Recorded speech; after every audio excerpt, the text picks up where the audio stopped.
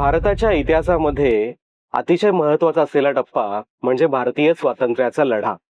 पण मंडळी, भारताला स्वातंत्र्य मिळालं खरं, पण त्याही पुढे जाऊन एक महत्वाचा टप्पा भारताच्या ऐतिहासिक वाटचालीमध्ये तितकाच महत्वाचा होता आणि तो होता संस्थानांचं विलिनीकरण. आता संस्थानांचं विलिनीकरण असं पण जेव्हा म्हणतो तेव्हा आपल्या डोळ्यासमोर पटकन येतं ते हैदराबादचं संस्थान आणि हैदराबादचा निजाम. हैदराबादचा निजाम, रझाकारांची चळवळ, मराठवाड्याच्या त्या भागामध्ये त्या मंडळींनी घातलेला उत्पात आणि त्याला मराठवाड्यातल्या लोकांनी केलेला प्रतिकार याविषयी आपण अनेक पुस्तकातून वाचत असतो, पाहत असतो, ऐकत असतो. पण मंडळी, या पलीकडे जाऊन या मराठवाड्या मुक्ती संग्रामाच्या चळवळीमध्ये ज्यांनी प्रत्यक्ष भाग घेतला होता अशा एखाद्या व्यक्तीने जर आपल्या समोर आपलं अनुभव कथन केलं तर मला वाटतंय तो एक जिवंत अस्सल असा अनुभव असेल. आज नेमकी अशीच जिवंत आणि अस्सल अनुभूती आपण घेणार आहोत. आपल्या सोबत आज आहेत मराठवाडा मुक्ती संग्रामामध्ये स्वतः भाग घेणारे, आर्य समाजाचा विचार त्याच भागात नाही तर देशभरामध्ये कसा पोहोचवता येईल यासाठी प्रयत्न करणारे, स्वतः आर्य समाजी असलेले आणि मराठवाडा मुक्ती संग्रामामध्ये स्वतः तुरुंगवास भोगलेले असे 101 वर्षांचे आर्य समाजी मन्मथप्पा चिले अर्थात आनंद मुनीजी. आनंद मुनीजी यांचं वय 101 वर्ष आहे आणि ते स्वतः आपल्याशी संवाद साधण्यासाठी बुक विश्वच्या स्टुडिओमध्ये आज इथे उपस्थित आहेत. आनंद मुनीजी, मी तुमचं मनापासून स्वागत करतो. नमस्कार. नमस्कार. आत्ताच मी उल्लेख केला तुमचं वय 101 वर्ष आहे. तर मला खूप आनंद होतोय तुमच्याशी बोलताना आज. आणि आज आपण एकूणच तुमच्याविषयी पण बोलणार आहोत. मराठवाड्यातली जी निजामाच्या विरुद्धची जी चळवळ होती, जो मराठवाडा मुक्ती संग्राम होता, त्याच्याविषयी आपण बोलणार आहोत. आणि त्याचबरोबर आर्य समाजाचा जो विचार आहे, ज्याचा तुम्ही प्रचार प्रसार इतके वर्ष करत आहात, त्याविषयी आपण गप्पा मारणार आहोत. तर आपण सुरुवात इथून करूया. तुमच्याविषयी आम्हाला थोडक्यात सांगा, तुमचा परिचय सांगा, तुम्ही कुठल्या भागातून येता ते सांगा. माझा परिचय, मी मन्मथप्पा चिल्ले, माझे वडील भद्रप्पा चिल्ले हे पूर्वी सदन होते, परंतु काही कारणानं भावाभावाच्या द्वेषामुळं, भांडणामुळं माझी एकूण 30 एकर जमीन होती, त्याच्यापैकी 27-28 एकर जमीन एका मोठ्या शेतकऱ्याच्या सावकाराच्या ताब्यात देण्यात आली. बरं. कशामुळं? भावाभावाच्या भांडणामुळे. त्याच्या अगोदर माझी चांगली परिस्थिती होती आणि ती जमीन सगळी गेल्यामुळं राहिलंच किती, 1.5-2 एकर जमीन राहिली होती. तेवढ्या जमिनीमध्ये माझ्या वडिलांनी भाजीपाला करायचं, तेच विकायचं आणि त्याच्यावरच आमचा उदरनिर्वाह चालायचा. हे अशी परिस्थिती म्हणजे माझी गरीब, माझे सगळं जीवन सकाळ एकदम गरिबी परिस्थितीमध्ये माझं गेले. बरं. आणि तुम्ही कुठल्या भागात लहानाचे मोठे झालात? उदगीर भागात. बरोबर. उदगीरचा भाग जो आहे आमचा जवळचा, त्यात तिथे सगळं हे झाले. बरोबर आहे. आता तुमच्या बालपणाच्या आठवणींकडे आपण परत एकदा येऊ. पण मोठं होत असताना तुमचा आर्य समाजाशी, वैदिक विचारांशी कशा प्रकारे संबंध आला? आर्य समाजच्या संदर्भात पुन्हा सांगतो. मी अगोदर माझ्या स्वातंत्र्य सैनिकाचं सांगू का? मराठवाड्या मुक्ती संग्रामाच्या चळवळीविषयी. यावेळेस इथं रझाकारांची धूम झाली, मोठी चळवळ झाली आणि बऱ्याच लोकांना, हिंदू लोकांना त्रासलं, गाजलं. असं त्यावेळेस हैदराबाद हे जे आहे संस्थान, म्हणजे सगळं देश स्वतंत्र झाला पण हैदराबाद भारतात विलीन व्हायला तयार नव्हता. हो, तटस्थ राहिलं. बरोबर. हैदराबाद हे थोडं श्रीमंतीच्या घमेंडीत होतं आणि ते घमेंडीत असल्यामुळं त्यांनी भारतात विलीन व्हायला तयार होईना गेले. त्यातच या हैदराबाद स्टेटमध्ये रझाकारांची एक तंजीम पार्टी म्हणून एक स्थापन झाली आणि त्याचा म्होरक्या हे कासिम रजवी होता. बरं. तो तरी अशा वल्गना करायला सुरुवात केला की हैदराबाद तरी भारतात आम्ही विलीन करणारच नाही, परंतु आमचा आसफिया पिवळा झेंडा आम्ही दिल्लीच्या लाल किल्ल्यावर फडकावू अशी यानं घोषणा करायला सुरुवात केली. त्यावेळेस आमच्या हैदराबाद स्टेटच्या काँग्रेसच्या पुढाऱ्यांनी आपली सर्वांची एक मीटिंग बोलावली आणि त्या मीटिंगमध्ये संमतीनं ठराव मंजूर करण्यात आला की हैदराबाद स्टेटमध्ये स्वामी रामानंद तीर्थ यांच्या नेतृत्वाखाली प्रत्येक जिल्ह्यामधून सत्याग्रहाला सुरुवात करावी अशी पहिली चळवळ सुरू झाली आणि त्याप्रमाणे प्रत्येक जिल्ह्यामध्ये सत्याग्रहाला सुरू झाली. तसंच मग आमच्या उदगीरमधून मी सत्याग्रहाला सुरू झाली. उदगीरमधून 2 जथ्थे गेले, एक 9 लोकाचा, एक 11 लोकाचा. त्याच्यानंतर तिसऱ्या जथ्याची नाव नोंदणी सुरू झाली. 21 लोकांनी आम्ही नाव नोंदणी केली आणि सत्याग्रह करायला ठरलं. पण संचारबंदी असल्यामुळं 21 लोक एकत्र कसे यायचे हे विचार पडला. त्यावेळेस उदगीरमध्ये सगळ्यात गजबजलेलं एक ठिकाण म्हणजे चौबारा होता आणि तिथून आम्हाला सत्याग्रह सुरू करायचा होता. मग काय करायचं ठरलं की ठीक, 4ला 5 ते 10 मिनिट कमी आहेत म्हणजे सगळे 21 लोकांनी एकाने त्या चौबाराच्या भोवताल उभं राहायचं आणि आमच्यापैकी जे डिक्टेटर होते, मुखिया, आमच्या सत्याग्रहाच्या मुख्य, ते रामकिशनराव तांदळे म्हणून होते. बरं. त्यांनी तिरंगा झेंडा काढायचा आणि तिरंगा झेंडा फडकावायचा आणि नारे लावायचे. त्यांनी नारेबाजी करताच हे आम्ही 21 लोक आजूबाजूला उभं सगळे एकत्र यायचे आणि सगळ्यांनी मिळून पुन्हा नारेबाजी करायची असं ठरलं आणि त्याचप्रमाणे झालं. त्या रामकिशनरावने झेंडा तिरंगी फडकावला आणि भारत माता की जय म्हणल्याबरोबर आम्ही सगळे 21 लोक एकत्र आलो आणि सगळ्यांनी मिळून आम्ही नारेबाजी सुरू केली. तिथं अगोदरच पोलीस तैनात होती. त्या पोलिसांनी आम्हाला सर्वांना घेरा दिला आणि सर्व लोकांना अटक करून पोलीस स्टेशनवर घेऊन गेले. पोलीस स्टेशनवर नेल्यानंतर आमची नाव नोंदणी झाली. नाव नोंदणी झाल्यावर त्या पोलीस अधिकाऱ्यांनी बसून सगळ्यांनी विचार केला. काल परवा एक 9 लोकाचा आणि 11 लोकाचा जत्था गेला आणि आज 21 लोकाचा निघालाय आणि उद्या परवा 51चा निघणार आहे.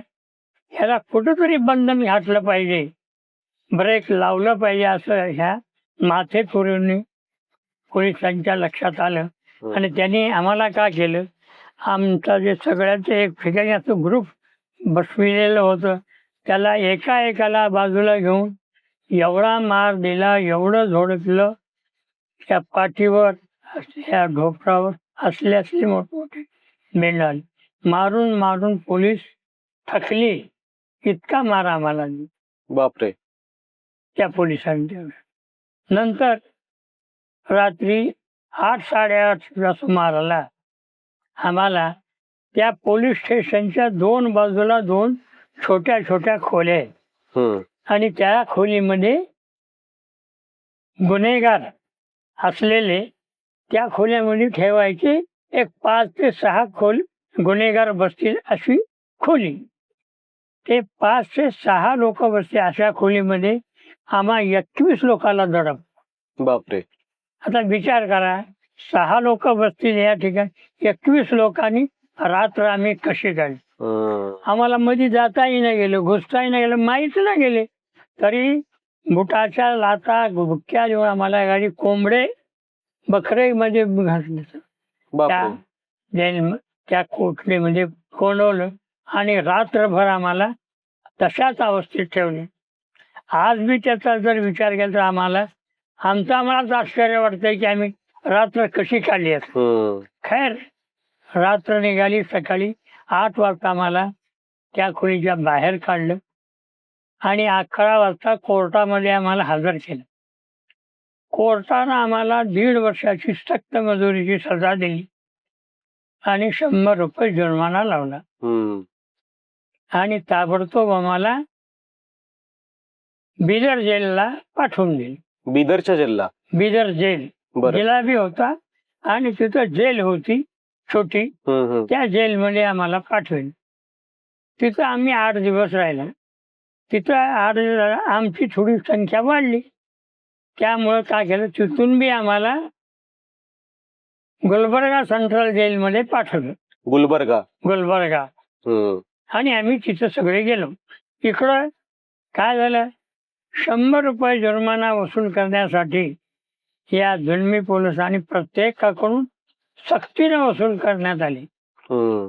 प्रत्येकाकडे आमच्या लोकांकडे पैसे असतील त्यांनी दिले असतील, पण माझ्या वडिलांकडे पैसे नव्हते.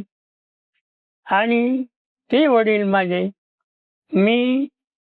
वडील अत्यंत थकलेले होते आणि मी त्यांचा खूप लाडका होतो.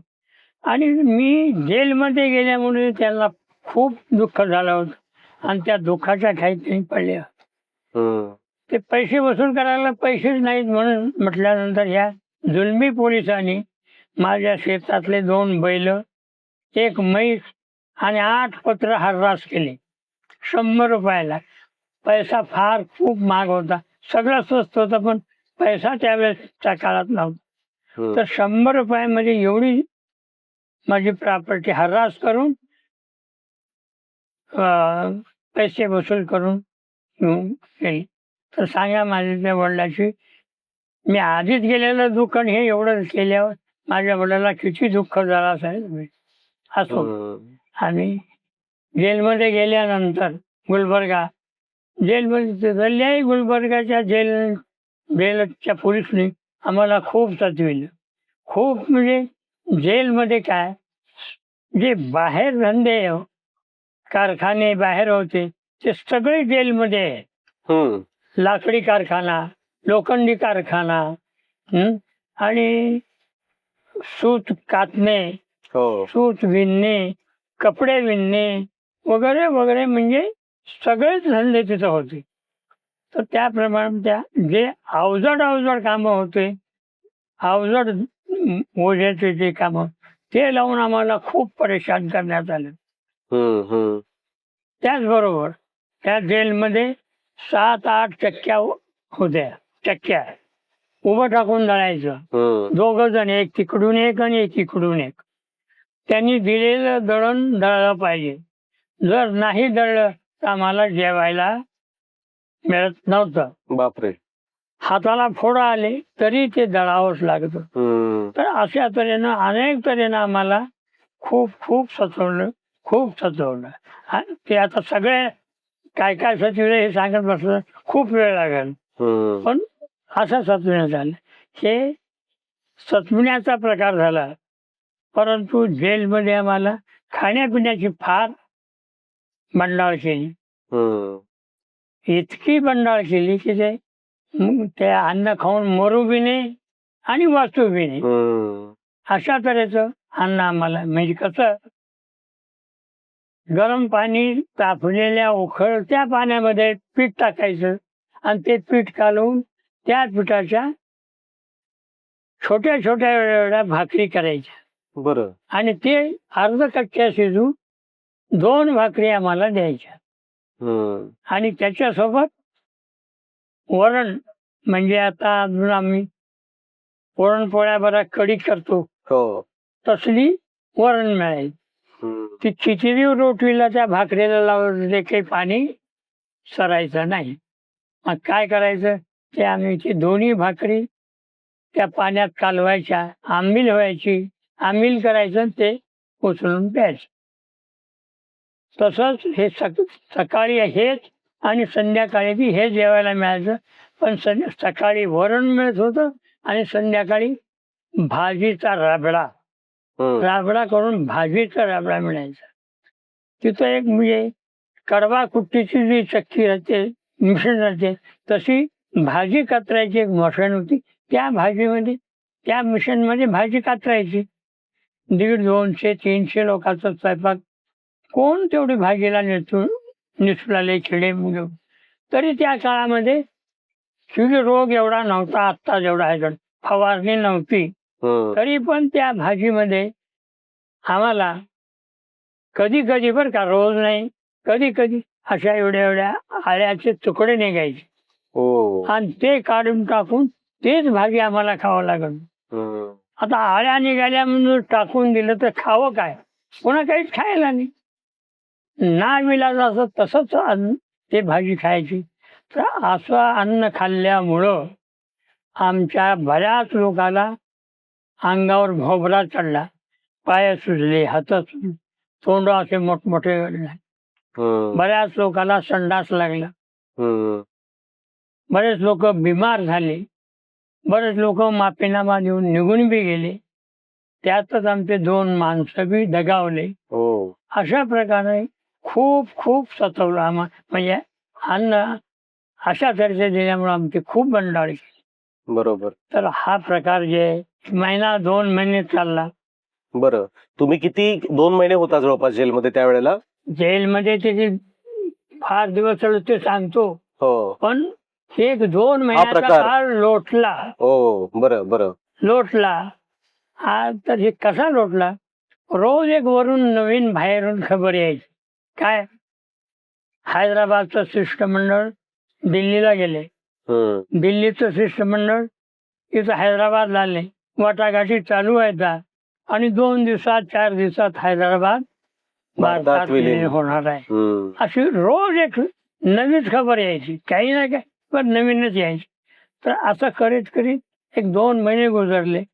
आम्ही विचार केला 15 दिवस 2 महिने गेले, आता 4 दिवस हैदराबाद मधून होणार भारतात विलीन होणार आहे. 2 दिवसाकरता 4 दिवसाचा माफीनामा कशाला द्यायचे. जे गेलेले ते गेले, राहिलेले ते आम्ही हिम्मत करून असंच राहिलो. पण हैदराबादची भारतात विलीन झाले नाही. तर अशातच 2 महिने गुजरल्यानंतर त्या जेलमध्ये दवाखाना आहे आणि त्या दवाखान्याच्या डॉक्टरनं आम्हा सर्व सत्याग्रहाची शरीराची तपासणी केली आणि त्या तपासणीमध्ये मी आणि अजून एक इतर माझे सहकारी 7-8 लोक, आमच्या अंगावर सुरंबी म्हणजे पिवळे डाग, पिवळे डाग आमच्या अंगावर बघितलं त्या डॉक्टरने आणि आम्हाला महारोगी म्हणून महारोगाच्या खोलीमध्ये आम्हाला. बापरे, म्हणजे कुष्ठरोगी. कुष्ठरोगी म्हणून आम्हाला त्याच्यात टाकले. आता काय कर, त्या गेल्या तिथं खोलीमध्ये घातल्यानंतर तिथं अगोदरच 1, 2, 3, 4 गुन्हेगार कैदी बापरे कुष्ठरोगी होते आणि तिथं 3-4 खोल्या होत्या. त्या 4 खोल्यामध्ये ते लोक राहत होते. कुष्ठरोगी बघितल्याबरोबर आम्ही घाबरून गेलो. हे नगरीच मरण आलं म्हणजे आता हे काय करावं, काही सुधार नाही. तर अशा अवस्थेमध्ये ते जे माझ्यासोबत जे 5-6 लोक आले होते त्यांनी माफीनामा देऊन निघून गेले आणि मीच राहिलो. आता मी एकटा का राहिलो, कशामुळे राहिलो हे थोडक्यात सांगतो. ज्या वेळेस आम्ही जेलमध्ये गेलो आणि आमची नाव नोंदणी झाली त्यावेळेस आम्हाला एक प्रश्न केला जात होता की तुम्ही धंदा काय करता. त्यावेळेस सगळ्यांनी आपण काय करता ते धंदे सांगितले. मी माझा आपला धंदा सांगितला. म्हणजे कोणता, माझ्या घरी शेती आहे, मळा आहे आणि भाजीपाला मी लावतो आणि भाजीपाला काढतो, भाजीपाला विकतो, पाणी देतो आणि अशा तऱ्हेने मी बागायतीचं काम करतो म्हणून सांगितलं. मला त्या जेलमध्ये एका कोपऱ्यावर भाजीपाल्याची 1/2-पाऊण एकर शेती होती. त्या शेतीमध्ये मला गाठलं. बरं. आणि त्या शेतीमध्ये मी दिवसभर राहायचा, भाजी काढायचं, पाला काढायचं, गवत काढायचं, पाणी द्यायचं, म्हणजे मोकळ्या हवेमध्ये दिवसभर राहायचं. त्याच्यामुळं मला त्या महारोगाचा संपर्क तितका आला नाही. बरोबर. एक पहिली गोष्ट. दुसरी गोष्ट मी तिथं राहण्याची म्हणजे त्याच जमिनीच्या शेतीच्या बाजूला एक विहीर होती आणि खूप खोल विहीर होती.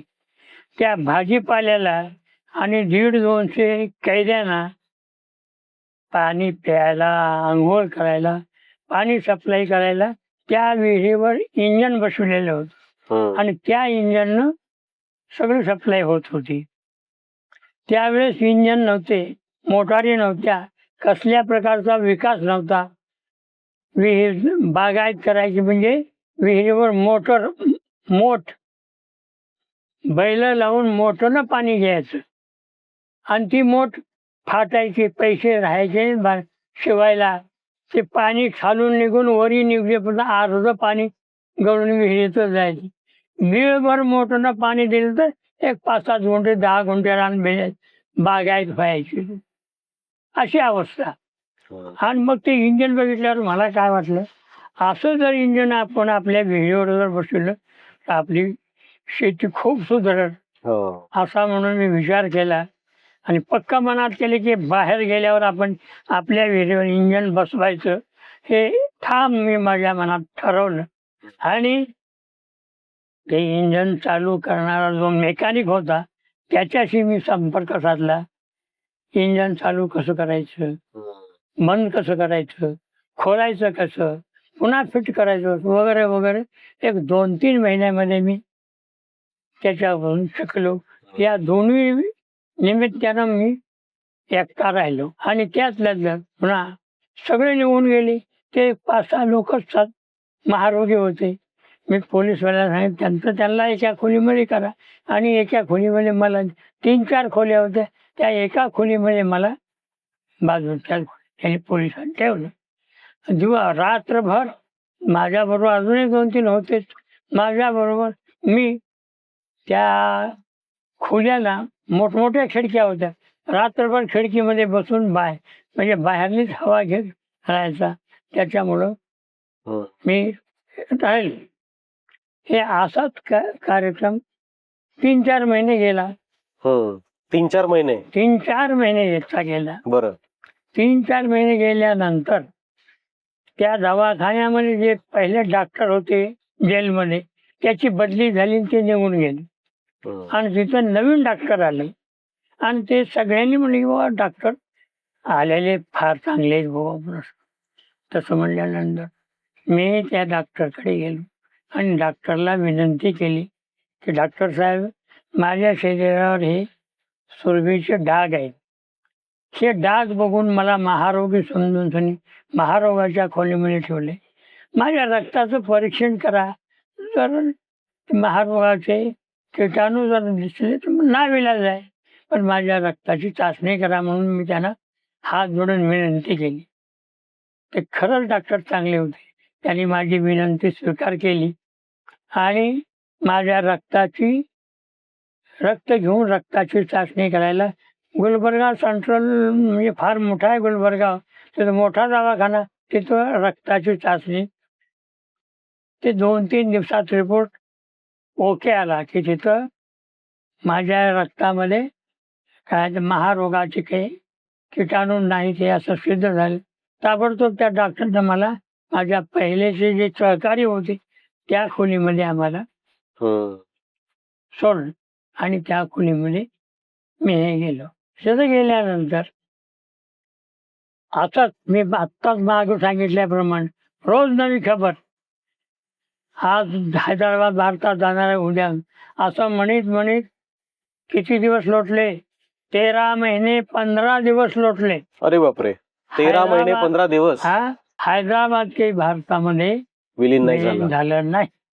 तर त्यावेळेस आमच्या भारत सरकारचे गृहमंत्री सरदार पटेल होते आणि त्यांनी ताबडतोब आपल्या फौजा त्या हैदराबादच्या चहूबाजूने हैदराबादमध्ये घुसवल्या आणि 1.5 ते 2 दिवसात ह्या जुलमी निजामी सत्तेला संपूर्ण टाकलं आणि हैदराबादचा संपूर्ण प्रांत भारतात विलीन करून घेतला.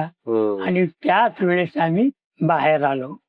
म्हणजे हे हैदराबाद मुक्ती संग्रामचा आमचा अशा तऱ्हेचा आमचा लढा, आमचा जेलमधून आणि काही बाहेरून लोकांनी लढा दिले, आम्ही अशा तऱ्हेने लढा दिला.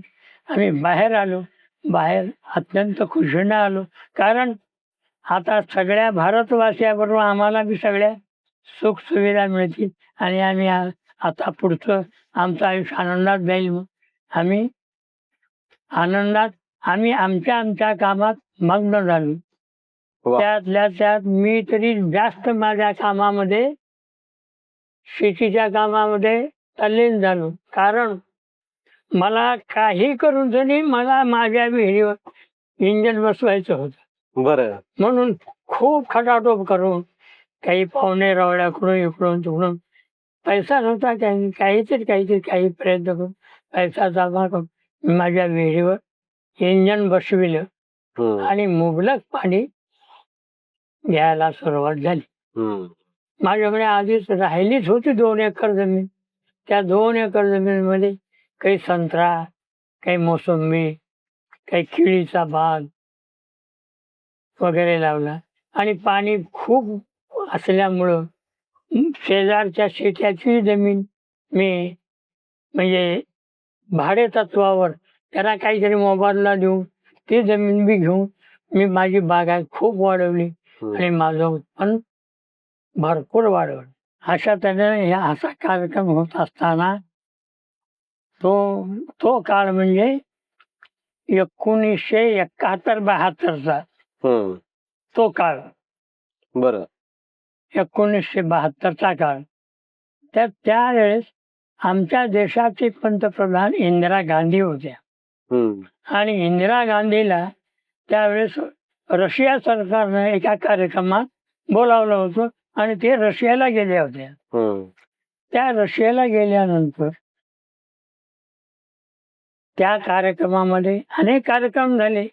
त्याच्यात एक कार्यक्रम असा झाला की त्या रशिया प्रांताला स्वातंत्र्य मिळवून देण्यामध्ये तिथल्या लोकांनी जे मोठा त्याग केला, बलिदान केलं होतं, अशा सर्व लोकांचं त्या रशिया सरकारनं फार मोठा सत्कार केला. हम्म. हे आमच्या इंदिरा गांधीनं पाहिलं ह्या लोकांचा सत्कार केलेला. त्यावेळेस इंदिराजींना की आमच्याही देशाला स्वातंत्र्य मिळवून देण्यासाठी 100 ते 150 वर्षापासून आमच्या भारतीय लोकांनी लढा दिला आणि खूप मोठा त्याग केला, बलिदान, फासावर गेले, गोळ्या खाल्ल्या, अंदमान निकोबारच्या जेलच्या यातना सहन, खूप मेले आणि अजून खूप जिवंत आहेत. तरी अशा जिवंत असलेल्या लोकांचं आपण बी स्वागत करावं, त्यांचा सन्मान करावं असं इंदिराला वाटलं आणि त्यांनी आल्यावर आम्हा सर्व स्वातंत्र्य सैनिकांच्या कागदपत्र इतक्या सगळी माहिती गोळा केली. बरं. सगळी माहिती गोळा करून त्यांच्या नियमामध्ये जे बसतील अशा सर्व लोकांना त्यांनी स्वातंत्र्य सैनिक म्हणून जाहीर केलं. वा. आणि स्वातंत्र्य सैनिक त्यावेळेपासून आम्ही झालो. बरोबर. तर त्यावेळेस महाराष्ट्र शासनामध्ये शंकरराव चव्हाण हे नांदेडचे कृषी मंत्री होते आणि ते कृषी मंत्री असल्यामुळे त्यांच्या हाताने आम्हाला ताम्रपत्र आणि सन्मानपत्र देऊन आमचा फार मोठा गौरव केला, सन्मान केला. बरोबर आहे. त्याचबरोबर आम्हाला भारत सरकारनं 200 रुपये मानधन बी द्यायला सुरुवात केली. तर अशा प्रमाणे हे सगळं केव्हा घडलं, कधी घडलं, एकूण हे सगळं जे घडलं हे या देशाला 25 वर्ष स्वातंत्र्य मिळून झाले प्रित्यर्थ इंदिरा गांधीने हे सगळं घडवून आणलं. बरोबर. आणि असं काही झालं. हे केव्हा झालं? हे 25 वर्ष या देशाला स्वातंत्र्य मिळाल्याबद्दल झाले. त्याच्या पुढच्या 50 वर्षात आम्हाला कोणीही विचारलं नाही, कोणीही पुसलं नाही. कुणीतरी आमची टिंगण केली का की जेलमध्ये गेला मग स्वातंत्र्य सैनिकच आहे मग ह्याला असंच केला, अशी टिंगल सुद्धा आमची. परंतु आम्ही आमच्या कामात मग्न राहून असं काम केले. पण पुढच्या 25 वर्षात कोणी विचारलं नाही. तर या काळामध्ये मी हे सगळं सत्याग्रहाचा, काँग्रेसचा वगैरे वगैरे सगळा इतिहास झाला. हम्म. तर हे सगळं आर्य समाजच्या मला शिकवणीमुळे झालं. आर्य समाजाच्या आर्य शिकवणी. समाजच्या शिकवणीमुळे. आपण मगाशी मराठवाड्याच्या मुक्ती संग्रामाविषयी तुम्ही खूप साऱ्या आठवणी सांगितल्या. तुम्ही तुरुंगात कसे गेलात वगैरे. आम्हाला थोडं हे सांगा की रझाकार निजाम हे मराठवाड्यातल्या लोकांच्यावर तुमच्यावर काय काय अन्याय करायचे, कशा प्रकारे त्रास द्यायचे. हा. तर हैदराबादमध्ये मी आत्ता सांगितल्याप्रमाणे 80% हिंदू होते आणि 20%च मुसलमान होते. बरं. तर ते 20% शासनामध्ये खालच्या चपरापासून ते मंत्र्यापर्यंत सगळे मुसलमानाचे. हो. तर या आमच्या हिंदू समाजात गरिबीचा फायदा घेऊन बऱ्याच गरीब लोकांना पैशाचं प्रलोभन देऊन जातीचं परिवर्तन करायचं, हेही त्यांनी खूप परिवर्तन केलं. त्याचबरोबर महिलावर दिवसा अत्याचार करायचा. बापरे. अशा त्याचबरोबर आम्हा हिंदूचं किती छोटं काम जर असेल तर त्याची परवानगी घेतल्याशिवाय आम्हाला करायला येत नव्हतं. अशा पावलाला आम्हाला या रझाकार लोकांचा आम्हाला त्रास होता. आर्य समाजाची शिकवण काय आहे, विचार काय आहेत, साहित्य काय आर्य आहे? समाजची शिकवण. आर्य समाज हे ईश्वराची सेवा करणार आहे. मूर्तीची सेवा आर्य समाज करत नाही. मूर्तीपूजा नाही. मूर्तीपूजा नाही. बरं. पहिली गोष्ट. दुसरी गोष्ट, जातीभेद मानित नाही. बरं. जातीभेद नष्ट करायचं आर्य समाजला. आंतरजातीय विवाह करायचा. ज्याच्या शिक्षणाच्या योग्य पद्धतीनुसार जोडी निवडायची आणि आंतरजातीय विवाह करायचा. अशा आर्य समाजच्या शिकवणी आज बी आमची आहे. आई वडीलधारी माणसांची आज्ञाचं पालन करायचं, वडिलांची सेवा करायची आणि गोरगरिबाला मदत करायची वगैरे वगैरे, हे आर्य समाजची शिकवण आम्ही शिकली आणि हेच आम्ही आर्य समाज सांगतो. तुमचा आर्य समाजाशी संपर्क कधी आला? हा, ते आर्य समाजच्या संदर्भातच मी आता मला थोडं बोलणार आहे. हे सोडून देतो. हो. माझा संपर्क आर्य समाजला माझ्या वयाच्या 12 ते 14 वर्षे आले. आर्य समाज तो कसा आला? माझ्या गावाच्या जवळ उदगीर तालुका आहे, मोठा आहे. आणि तिथं 1941ला मोठं आर्य संमेलन झालं. बरं. फार मोठं आर्य संमेलन 3-4 दिवस झालं. आणि त्या संमेलनमध्ये विनायकराव विद्यालंकार म्हणून हैदराबादचे फार मोठे आर्य समाजचे कार्यकर्ते होते. हत्तीवर त्यांची बसून उदगीर शहरामध्ये पूर्ण मिरवणूक काढली. मिरवणूक. आणि त्याचा प्रभाव सगळ्या जनतेवर लोकांवर पडला. आणि त्याच वेळेस वीरभद्रप्पा म्हणून एक आर्य समाजचे कार्यकर्ता होते. त्यांच्या हातानं आर्य समाजच्या आमच्या गावात 1941ला आर्य समाजची स्थापना झाली आणि मी आर्य समाजमध्ये त्यावेळेपासून जायला सुरुवात केली. हे 1941 ते 1960 पर्यंत आमच्या आर्य समाजमध्ये बरेच मंत्री प्रधान झाले आणि आर्य समाजचं काम बरंच त्या लोकांनी काही केलं. जे काही केलं ते केलं. मी 1960ला मला मंत्री करण्यात आलं. याच्यापूर्वी आर्य समाज स्थापन ज्यावेळेस झाला, थोडी जागा कोपऱ्यामध्ये खेड्यामध्ये थोडी जागा मिळाली. त्या जाग्यामध्ये 5-6 फुटके पत्र घालून त्या पत्रामध्ये आम्ही सत्संग करायचा, हवन होम करायचं त्याच ह्याच्यामध्ये. परंतु त्याच्यानंतर मी मंत्री झाल्यावर मी माझ्या एका मित्राच्या सहकार्याने, मित्र म्हणजे आज बी ते आहेत, शिवाजीराव देशपांडे म्हणून आहेत, फार सज्जन माणूस. त्यांचं सहाय्य घेऊन आम्ही दोघांनी अनेक गावोगावी फिरून खूप चंदा वसूल केला, जमा केला. हम्म. आणि जमा करून आर्य समाजची जागा जी छोटी होती तिला थोडं मोठी केली. हम्म. आणि तिथं एक आज फार मोठं नाही आणि फार लहान बी नाही, एक सुंदर असं एक तऱ्हेचं आज तिथं मी मंदिर तयार केले. हम्म. आज मंदिर बांधले. त्यावेळेपासून माझं आर्य समाजमध्ये संपर्क आला. हे 1961ला असं हे झालं. त्याच्यानंतर आर्य समाजचं बांधकाम झाल्यानंतर मी माझ्या गावातल्या सहकार्याबरोबर मदत त्यांची घेऊन 3 मोठमोठे शिबिर घेतले. हम्म. मुलांचे शिबिर हम्म. 100 विद्यार्थ्याचे 2 आणि 50 मुलींचं शिबिर 3 शिबिर घेतले आणि ते 7 दिवस चालले होते. शिबिरामध्ये विद्यार्थ्याला मार्गदर्शन करण्यासाठी मी उत्तर प्रदेशच्या विद्वानाला बोलून मार्गदर्शन केलं मी विद्यार्थ्याला. हम्म. तर त्याच काळामध्ये मला महाराष्ट्र आर्य प्रतिनिधी सभेनं आपल्या सभेमध्ये उपप्रधान म्हणून मला घेण्यात आलं. माझ्या गावामध्ये 2 शाळा आहेत. त्या दोन्ही शाळेवर विद्यार्थ्याला मार्गदर्शन करण्यासाठी विद्यार्थ्याला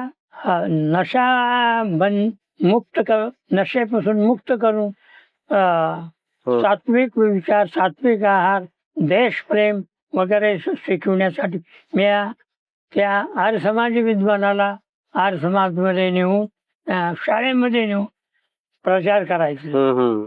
आणि मी माझ्या स्वातंत्र्य सैनिकाच्या पेन्शनमधून बरं त्या विद्यार्थ्याला, त्या दोन्ही शाळेच्या विद्यार्थ्याला 1,000 रुपयाचं पारितोषिक म्हणजे शाळेचं शिक्षणाचं साहित्य दर वर्षाला मी आज बी वाटप करतोय. आज मी माझ्या वयाच्या मानानं जसं जमतंय तसं मी काम करतोय. बरोबर. आणि करू लागलोय. तर हे सगळं बघून भारत सरकारनं बी आमचा फार मोठा गौरव केला आणि सर्व भारतीयाच्या समोर आम्हा स्वातंत्र्य सैनिकाचं इतिहास ठेवला आणि सर्वांना या भारतीय लोकांना कळविलं की या स्वातंत्र्य सैनिकाच्या त्यागामुळं, बलिदानामुळं आज आम्ही स्वातंत्र्याचे गोड फळं खात आहोत आणि यांच्यामुळं स्वातंत्र्याचा लाभ आम्हाला मिळाला. केवळ यांच्या त्यागामुळं मिळालं अशा शब्दात आमचा भारत सरकारनं आमचा बरोबर गौरव केला. त्याबद्दल मी भारत सरकारचे आभार व्यक्त करतो. बरोबर. आणि तुम्ही आज मला बोलून म्हणजे माझी विचारणा घ्या त्याबद्दल तुमचे बी आभार व्यक्त. आनंद मुनीजी, तुमचं आता वय 101 वर्ष आहे. तर तुमच्या या आरोग्याचं रहस्य काय? तुमची दिनचर्या नेमकी कशी असते आणि काय तरुणांना सांगाल तुम्ही? ती म्हणजे अशी आहे, लहानपणापासून मी शेतीमध्ये काम करतो.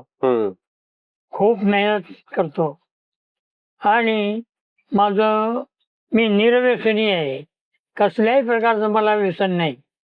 मी सात्विक आहार, सात्विक विचार या विचारात मी मग्न असतो. आणि मी पूर्वी शेतीमध्ये खूप काम केले. माझ्या एवढं कोणच काम केलं नाही, मेहनत केली नाही, बरं, कष्ट केले नाही. माझ्या शेतीचे काम संपल्यानंतर मी माझा सगळा कारभार मुळाच्या हवाली वानप्रस्थ दीक्षा घेतली. त्यावेळेपासून रोज मी सकाळी उठून ईश्वर प्रार्थना करतो, म्हणजे गायत्री मंत्राचा जप करतो मी.